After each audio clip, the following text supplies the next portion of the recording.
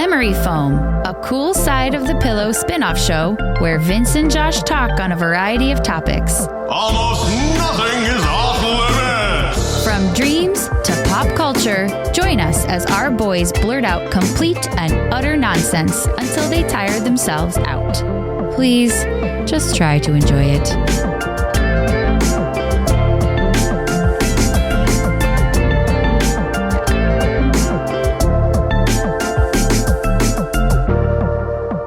Hello, everyone, and welcome to this episode of Memory Foam. With me, as always, is my co-host, Vince. And you're Josh. That's right. I'm Josh, and you're Vince. Hi. Oh, hey. What's going on, man? Anything new and exciting in your world? Oh, getting it done, taking care of it. Yeah. The usual. Yeah, speaking of the usual, did you know that De La Soul, the hip-hop group, came out with a new album? I did, because you told me they did. No, I was aware that they did a ways back, but there's so much stuff that I listen to and I prioritize, and I do enjoy De La a great deal. Mm-hmm. They're not one of my all-time favorites, but I respect them, and I'm grateful that they were pioneers in the game. Yeah. And without them, you don't get a lot of the groups you have today. So, I mean,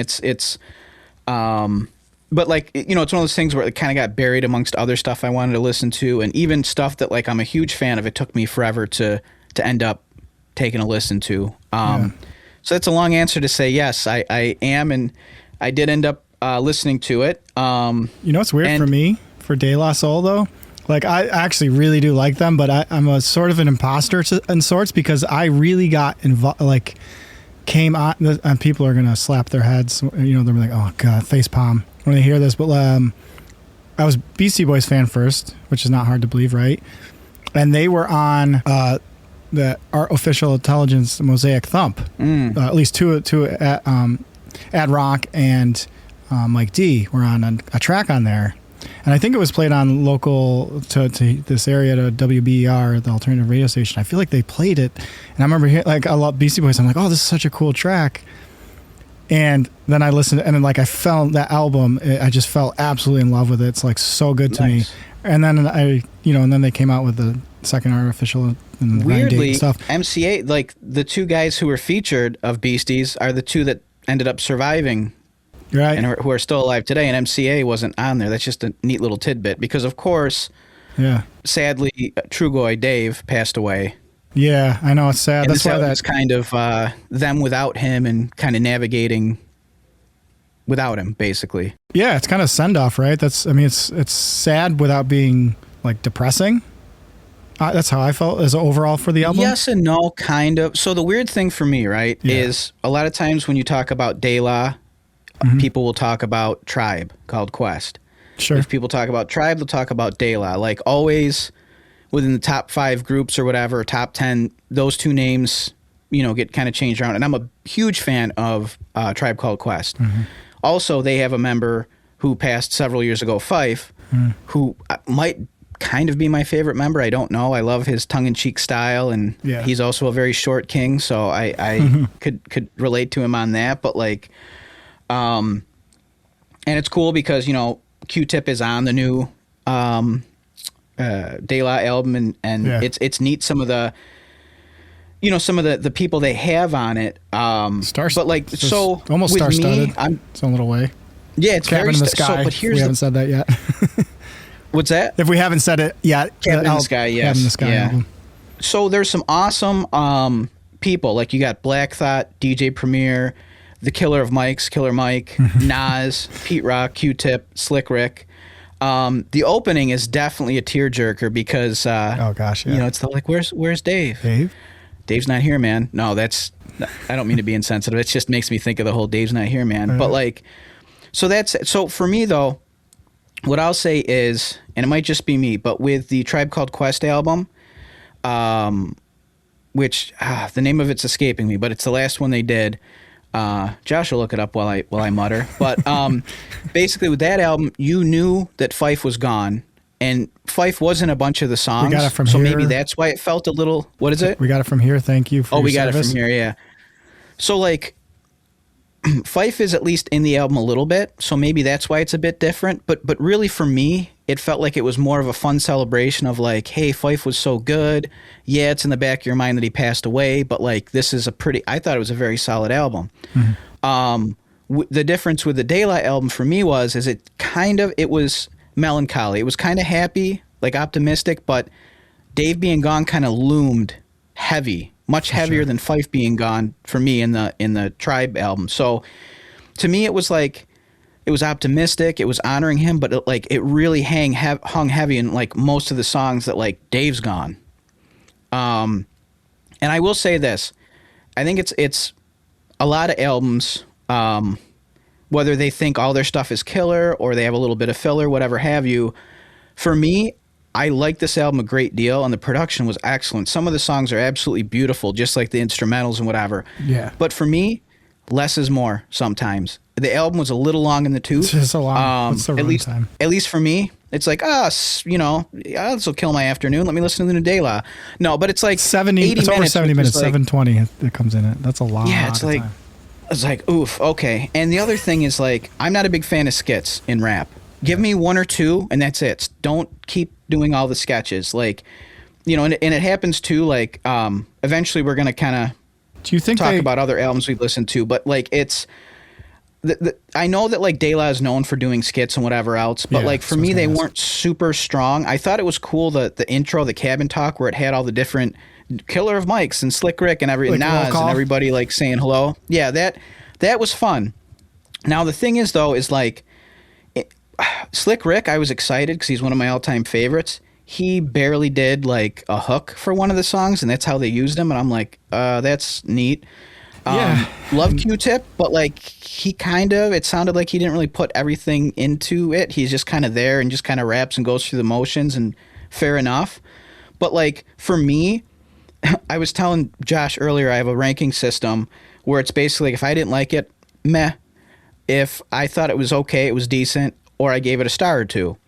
So for me, there were like 6 or 7 songs. If you cut this thing and it was more like 40 minutes or 50 minutes, I think it would have been a much tighter, much better album, because some of the songs were a bit of a slog, just kind of were there. And some of the sketches, I'm like, and that's okay. That's fun. Glad you said that. That was fun for everyone. But so anyway, that's me being kind of a jerk. But like, what's a standout track for you? Well, pick standouts for me, your top couple and the pop best, and your kind of the bottom barrel. So here's what I would say my top ones are. Don't Stop, awesome. The top 5 underrated. Beautiful Beat, love that one. Good Health also was very good. The Package, those were like, to me, absolute bangers. And then Cabin in the Sky, the beat was excellent. Now the stuff that I thought could have been cut, and people can disagree with me, and I don't. That's the beautiful thing about it, right? Like, music can hit people different, and maybe if I listen to this again, I'll feel differently about some of them. But like, some of the songs I felt were lackluster, maybe a little bit in lyric and also in like the beats. Cruel Summer, meh. Will Be was kind of meh. It was kind of a throwback to Run DMC kind of a sound, but I was like, meh. Different World, meh. Patty Cake, meh. Let's see, Silent Life of a Truth. Of a Truth. My handwriting is so bad. Meh. The beat was not great on that, is the note I put. Believe was meh. So yeah, like I said, I didn't do the math just now. Oh, and Palm of His Hands was meh. The hook vocals are beautiful on that, but so those songs that are kind of meh to me, I thought if those were gone and I just had like that as an album, like the remaining stuff, would have been awesome. Can I say it's fun? So I'll say 2 things. One is like, I thought of this album, and you nicely compared it to the Tribe one, the last Tribe one or the first one without Phife, or the last one, or whatever, however you want to say it, right? And to me, it's sort of just like 2 nice expositions of people kind of dealing with grief differently, like, right? So, it is whatever, and that's the personal aspect, even what you talked about with having, music hitting you differently. People are going to have grief hit them differently, and anyway, one of my favorite songs I loved is that Don't Push Me one at the very end. And, it's mostly just Dave. And I love that track. And it's kind of like, it's after Cabin in the Sky. It felt fun. It felt like classic, to me, very kind of classic De La. And then it sort of felt like It's a relief. He's still there. He's dead, but he's still with us. In spirit, his presence. Perfect. Yeah. And the beat's really nice on that one. And it is cool that they, had him in the last song. It kind of reminded me of, is that Mos Def? Don't push me because I'm close to the... Yep. Is that's his thing or no? Kind of. That's Puffy and Mace. What? Oh, don't push me because I'm close to the edge. Yeah. Oh, yeah. Isn't there... Oh, did he, Josh? Too soon. God. No, but no, he did the, what's the song? It's like, don't push me because I'm close to the middle cent front. Yeah, okay, right. That's exactly. Kind of similar, but different enough. But that's not what they were doing. Yeah. Okay. Yeah. So anyway, I love that track, and it just felt like the cap on the. You kind of go through this hard but needed journey of the death of a very close friend, and then at the end, there's like, oh, here he is. Here's how we. That's how we remember that was him. a nice touch. It was very touching. It was nice. So I mean, and I thought it was cool. So in some of them, let's see, just the different cameos and stuff that they had. I and some of the lines like the package I loved, and it's like a B-boy became a C-note chaser. I love that. The Quick 16 for Mama, it's like, sometimes it's a nice heartfelt song, but it's like not one of those things you can bump and just play and be like, yeah, guys, I'm listening to a song about how much I love my mom. Am I right? Yeah. I mean, yeah, that's cool, but I mean, not only all the time are you trying to bump shit either. So I get that. But Killer Mike, he always brings it. I loved how Jay Farrow is in Just How It Is. Like, that was cool that he was in there. And I mean, I love the cameos. Black Thought always kills it. Yeah, sometimes I feel like it's just I think a lot of albums do this, and I know pop music is doing this so much, where you have somebody featured or comes on to and they just do a few bars or whatever, and that's it. It's like, I don't know how much did you really collaborate, or you said, here's the beat, kind of rhyme on it. You know what I mean? Some of that felt like that on this album to me, where it didn't feel like, harkening back to that Beastie Boys track with De La, where I felt that whole album, they have a ton of people on it. It really felt cohesive with everybody they brought in, was really thought out. And I'm not saying it wasn't with here, and I should listen again, so don't murder me about my statements now, but it almost just felt like, have a guest star. We are friends with these big name people. Obligatory. Put them in. Yeah. Could also, this is a thing I wonder too a lot of the time, could it be just a matter of the time that we're in now, where back with that Beastie Boys collab, people more often or not were in the same studio, stop by, whereas later on in the 2010s and stuff, it was more prevalent where it'd be like, oh, send me an audio file, of you rapping over the beat or whatever, and I'll just add it. You don't have to be anywhere. Josh and I right now, big surprise, we're not in the same studio. We're cross country, Yeah. I'm West Coast, he's East Coast, and it might sound like we're in the same room, and hey, we just high-fived each other. No, we didn't. I just slapped my butt. So maybe it's also kind of you get a victim of your time and stuff as well. It's one of those things where it's oh, it'd be cool if in the Cabin Talk, it was cool because it's you could imagine all these super talented dudes in the studio together. Yeah. But that's not really what happened. They all just kind of had some lines and said some things, but I like what they were going for, because those were the days, and I think things are much more organic and fun, and when you can work off of each other. Yeah. And I think that's lacking a lot in a lot of music today, and I think in hip-hop as well, where it's hey, I want Conway the Machine to feature on this.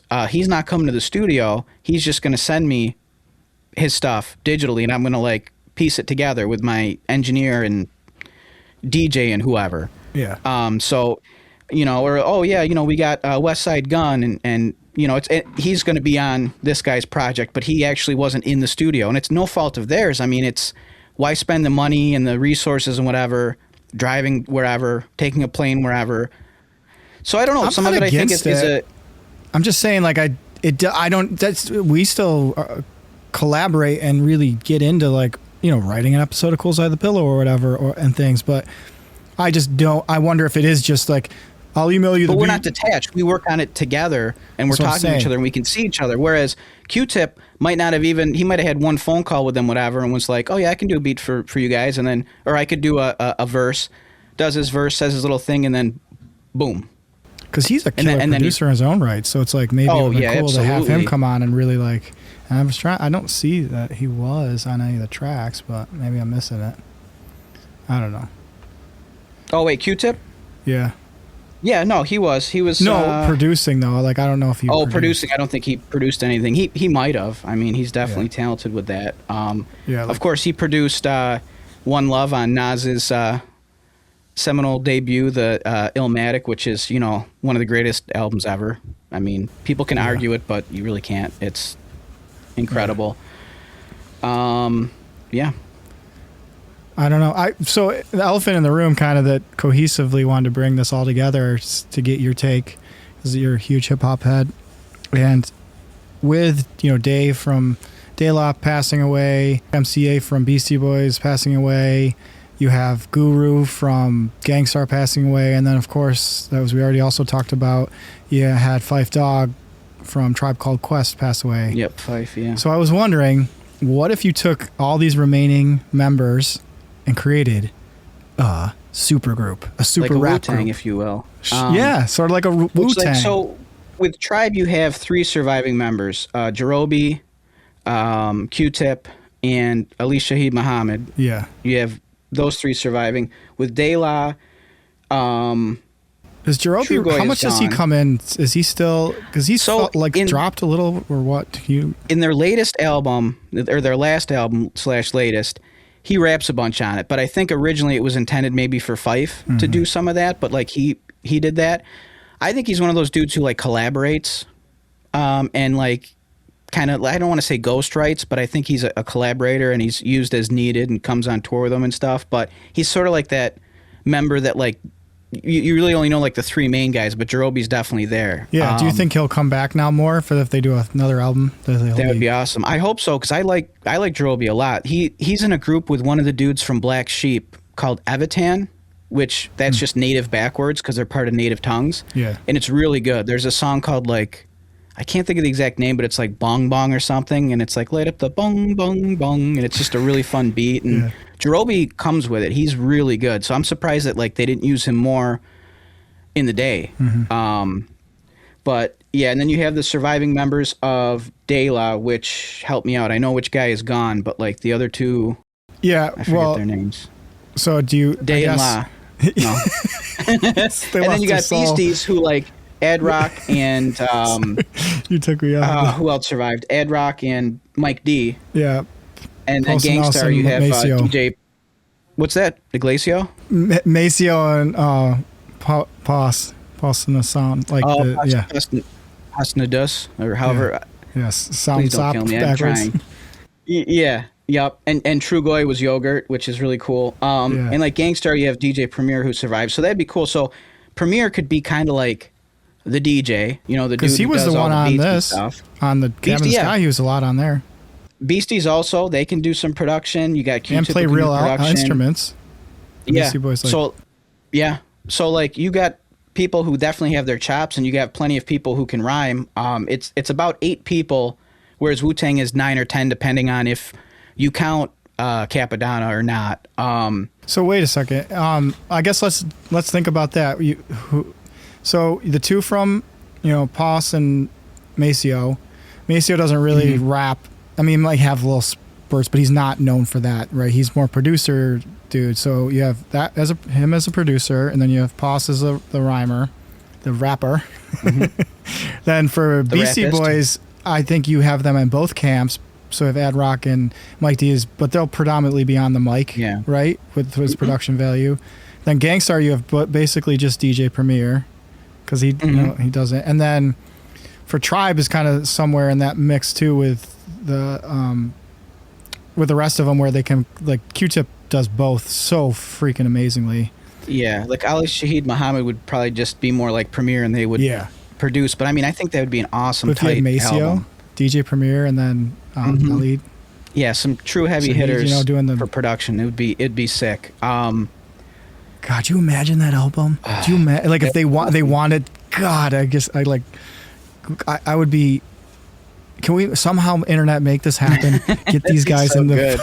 But what's cool is like, speaking of some of these other acts and artists and things, of the Wu-Tang Clan, since we're mentioning them, Ghostface, he came out, and I have some notes there on his album as well, Supreme Clientele 2, which Supreme Clientele 1 is another classic, like, somewhere within the top 10 if Illmatic is in there, in my opinion. The Ghost album was very good. There were some songs that, like, so Sample 420, Curtis May, Rap Kingpin, Beatbox was a lot of fun.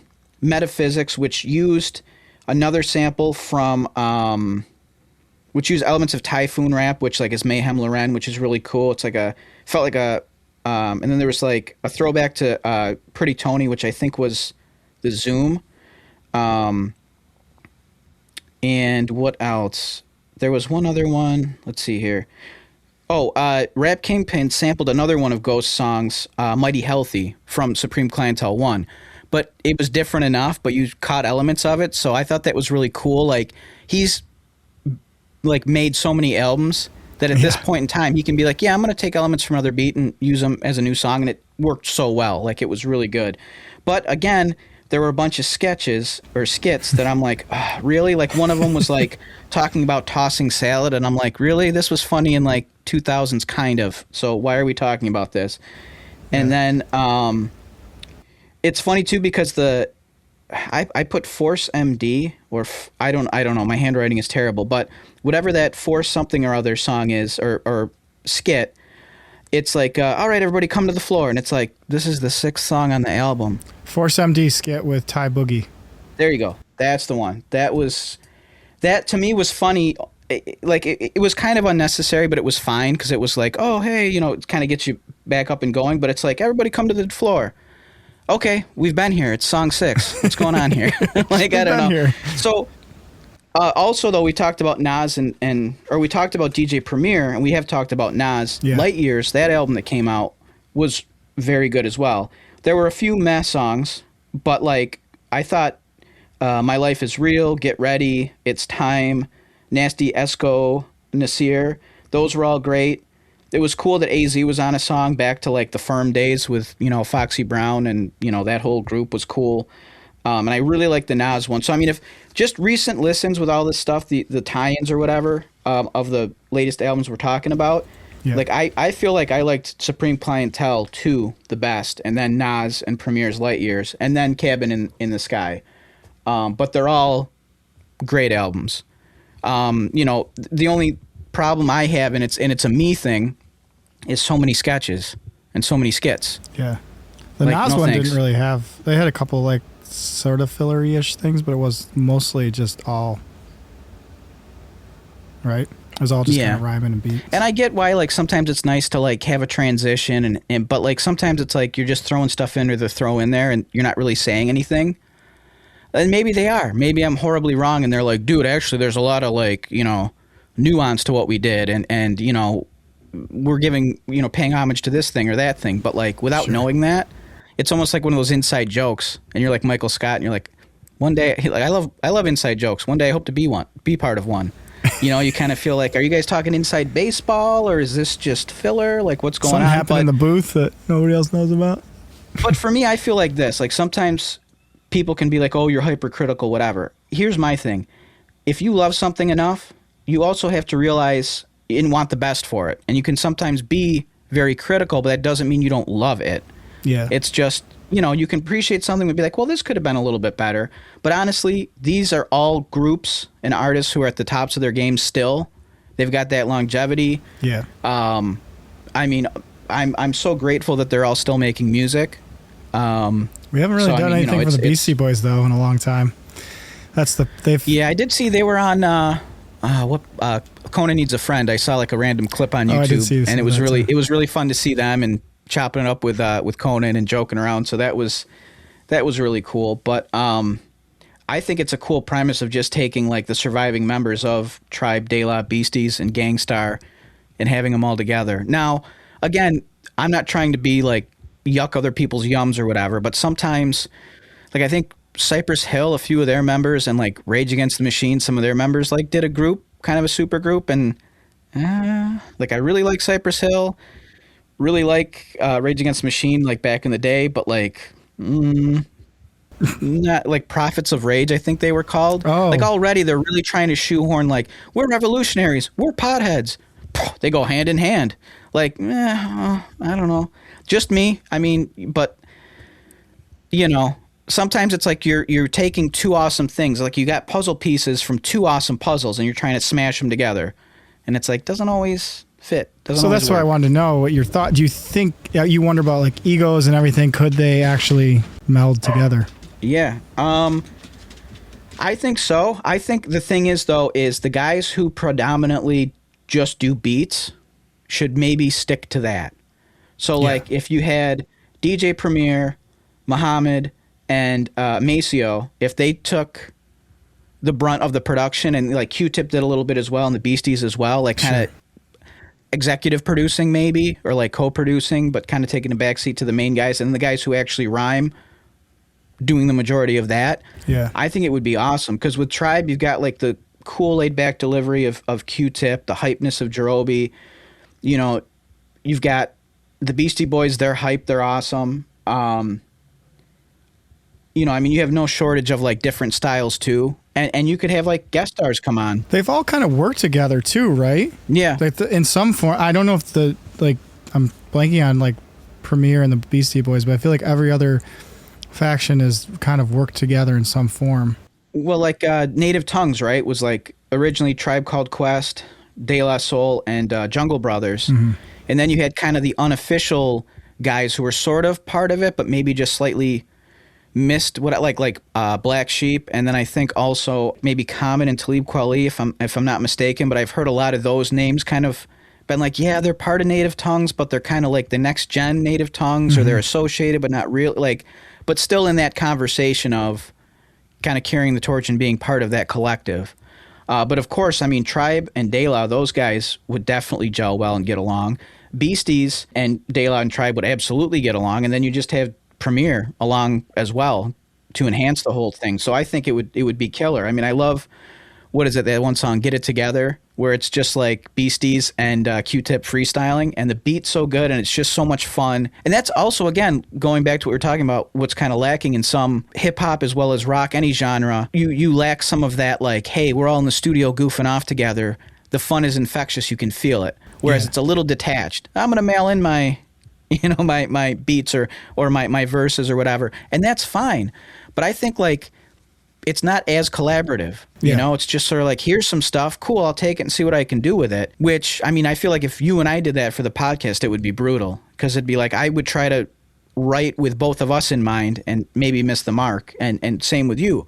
So like writing collaboratively, even though we're, you know, cross country, in real time we're writing together and collaborating. Yeah. Whereas maybe a lot of rappers and producers and stuff, they do the same kind of thing where they collaborate over Zoom or, you know, Riverside plug, or you know, another platform where it's a little bit more like they're actually working together. Yeah. You know, I think the Beastie Boys aspect alone, and I'm, you know, obviously, well, they're one of my favorites, but I think with the weirdness for them would be such a huge draw for the whole group, because sometimes you get with rap, where it's just like, here's a beat, here's the chorus, here's the beat, here's the chorus. Another Beastie Boys stuff, it does change up, and it's some of it's pretty crazy. Paul's Boutique obviously is a seminal example of that. But even, you know, Hello Nasty, and one of my, I love that album. It's all over the place with production and types of songs and stuff. So I think it'd be, I'm always like real quick to step outside of this super group, if you want to call it that. It's like Eminem. I know, mixed feelings, but I always thought it'd be so cool for him to do like a totally bonkers album. Like, I know you can't work with this guy anymore, but Kanye West, for hate him or whatever, but before he went crazy, his albums were like just so cool and out there, and he did what he wanted to do, and usually translated to amazing stuff. And I just thought, if you imagine if Eminem stopped just doing the same, like every album, I feel like you could just swap tracks and it sounds like the same Eminem for the last 20 years. Dated. That's my only. Well, yeah, no, it's dated. My only critique is he one of the greatest of all times? Yes. My only critique of Eminem is it's hard to listen to some of his stuff because some of the references, there's so many and they're so dated in certain songs that it's like, I'm listening to a time capsule, which is fine. But also sometimes if you didn't grow up in that era or whatever, you might be lost on, again, that inside baseball stuff or that inside joke, like you're not in on it. Yeah. I feel like it's tough to make something timeless, right? But as timeless as you can make it is better than always having references, you know, like that one Tribe song where Q-Tip at the end was like, I'm not going to say years because so-and-so told me not to say it. I forget. It's at the end of do do do boom boom boom. What the hell is that song? That was very helpful. I know. He's like, I'm not going to say years because so said not to say it. It's tough. That's my only real criticism with M. But like, you know, in high school is when he blew up for me. I was in high school. So listening to it, I get more of the full picture and it's not as inside baseball, but still sometimes it's like, yep, Christina Aguilera was a person a ways back and Triumph, the insult comic dog. Oh, like it doesn't feel as, by making it too timely, sometimes it alienates its audience. Like South Park sometimes can, you know? Sure. Like sometimes It's they get a very little topical. too, yeah, sometimes they get a little too, so like, you know, you watch something back in like, you know, from a season from 2011, you're like, yeah, I remember whatever that thing was with Chipotle or whatever. Okay. I don't know. Anyway, way off topic, but yeah, and I kind of led us there, but my point is that I think the alternative aspect that the Beastie Boys would bring, I think would be such a breath of fresh air, and in that sense. And then you still could have those, like you said, classic tracks where like DJ Premier is bringing that just straight up hip hop that everyone knows and loves. Like, but it'd be cool if like it would be better than just like DJ Premier does this one, Beastie Boys do this one. Maceo does this one. Where it's more like an actual collaboration. Yes, a fusion. Because I love like, you know, like Premier has some of those like grimy, nice street beats, and like if you're a hip hop purist, yeah. And some people, you know, might be like, oh, Beasties or De La are a little too weird. And to me, Tribe kind of blends both, kind of the weird and the you know, the street stuff. That's a good the point. true New York stuff. But like I think all of them collaborating, you'd see you get maybe hopefully more down the middle where it's like you get like maybe even nerdcore-ish where you get like a lot of like fun comic book references and other song references and some of the griminess, but some of the hard edges softened up by some humor, and then vice versa, some of the silliness kind of toned down. I think you just have a beautiful union of so many different styles. I would love to see a group like that. I wonder if you took the inverse or the opposite of that or whatever, and it was all the guys who passed away from those groups. Oh.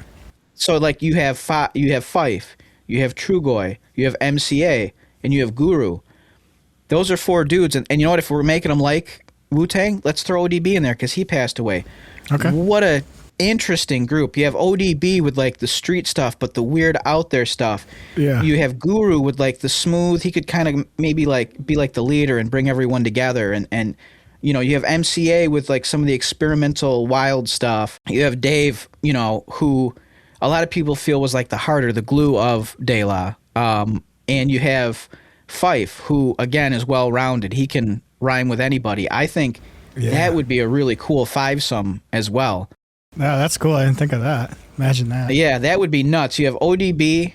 So it's almost like a rap, like, I don't want to say boy band because yuck, but like, you know what I mean? You got ODB, he's the crazy one, and he's kind of hot. And then you have Phife, you know, oh, he's the aloof one, he's too cool for school. You have Dave, he's the sweetie pie, he might give you a kiss. You know, you have MC, I'm not trying to, I know these people have passed away, I'm not making fun of them, I'm just saying if, you know, in this hypothetical whatever, you know, have MCA, he's the complicated one. Maybe one day a girl will tame him, you know, and you have Guru, ooh, he's the cool one, you know what I mean? Yeah. He's the one who's like the leader and gets all the bad boys to be good boys. I don't know, like. I love it. Oh but I think God. both would be really neat. I love when you see those random collabos, you know? I mean, for me, Run the Jewels was a beautiful thing that happened because you had LP of Company Flow, Cannibal Ox, which that Cannibal Ox Cold Vein album is like either my first or second of all time. But then, so you know, and then you have LP with his solo stuff and Company Flow and whatever else. And then you have Killer Mike. Both, you know, styles pretty different, you know, similar at the core, but like different, you know, South and New York. And you just blend those like so well, and I feel like Killer Mike had a lot of influence on LP with producing beats a certain way. And the two of them coming together, you know, through like, it was some dude through Adult Swim who was doing like the bumpers and whatever and music. And I love when they used to do that. They used to have like artists, like different musical artists doing bumps and stuff. And they collaborated on, you know, Killer Mike's rap music. LP rapped on one of the tracks, and it's Butane, I think it's called. And it was awesome. I'm like, whoa. And I even remember hearing it then. And I didn't know LP produced the whole album. It wasn't until like a little bit later that I realized that. But I'm like, oh man, LP is on this. That's random. And how good that song was with both of them together. Their styles just so good. And I'm like, man, it would be so cool if they did more together. And then we were blessed with 4 albums. Hopefully we get a 5th sometime soon. That'd be cool. The five hands, you know, 5 fingers. I mean, I love LP's solo stuff, and I really like Killer Mike's solo stuff. When they're together, though, holy moly, it's another level. You know, it's like, it's funny because LP, I think, had mentioned when they would do shows, sometimes he would be the opener or Mike would be the opener, and then the next one would be the other guy, and then they would do Run the Jewels. And when they would come out separately, the fans were pretty hype and excited, but they clapped the hardest for the two of them together. And that's not downplaying any of their stuff, because Killer Mike's in my rotation very often, you know, and as is Outkast. And then everything LP's done is heavily in my rotation. Of course, Your Old Droog and A$AP Rock and MF Doom and Wu-Tang are like all my tippity tops. Nas. But like, sorry, my ADD's going crazy now because I was just naming all my favorites and getting lost in like lyrics and things. I'm like, yes. Like, I'm just thinking of like Nas is like half man, half amazing. Another random thing, I know this is like way off topic, but since we're talking about Wu-Tang and I love Wu-Tang lore, I don't know if you're familiar with like when there was that like flood in RZA's basement, and Inspector Deck was one of the first few guys who was supposed to come out, and his stuff was like, you know, well along its way, and it might have been like a working title like Spider-Man or something like that, because he had a lot of those awesome comic book references, which, you know, eventually gave birth to like nerdcore. Like, Inspector Deck doesn't get enough of his flowers, I feel, because, you know, the best solo verses on most Wu-Tang stuff, it's Deck. Like, so I mean, you know, the same, like, you know, I bomb atomically, like, no one can even argue that was the best verse on that song. And a lot of other ones. I smoke on the track like Smoking Joe Frazier, the Hellraiser, raising hell with the flavor. Like your neighborhood Spider-Man. So, you know, like he has, I think, the strongest solo verses on the Wu stuff, and I think his album, if it hadn't gotten destroyed, would have been incredible. Would have been a classic up there with, you know, Iron Man and Supreme Clientele and Only Built for Cuban Links and Tikal and what's Jizz's solo? Why can't I think of it? Liquid Swords. You know, all of those. You know. I think everyone would bring everyone up a notch too. You know, you feel because you get in a comfort zone with your buddies, but there's friendly competition. Especially if they're all together. Yes. Like, I think that's the key in really making something good. And granted, it's some overhead, right? You got to rent a space, you got to have a place for everybody to sleep, eat, all this other stuff. But how cool would it be to be like fly on the wall and see these dudes, the super group, hanging out, eating chicken nuggies, you know, having a drink, smoking a blunt, whatever they got to do, you know, hanging out, having fun, playing Nintendo with each other, goofing around, getting inspiration from the hangout, you know what I mean? Because, like, that's where some of the most creative stuff comes, is when you're just hanging out, goofing off, and you're like, wait a minute, say that again? Or wait a minute, tap that thing again? We could make a beat out of that, or we could make a, you know, we could make a really cool skit. Let's do 17 skits. No, but, you know what I mean? Like, no, I think that if those guys went to like a record company, it's like, we need X amount of money, that album would sell. And that's not all about sales, but because I truly believe if those guys got together and really did an album, it would be phenomenal. I have no doubt in my mind it would be amazing. But it also would sell so well. It's worth the investment. It's worth renting a cabin in the sky, for instance. You know, it's worth renting a cabin or a place, or having a studio that like has beds and stuff, and having everybody, you know, maybe like they have the beats all figured out, but they're like, okay, write to these. Once you kind of write to these, come to the studio. We'll get your input. We'll sharpen up the beats. We'll sharpen up the vocals. We'll hang out for a week or two.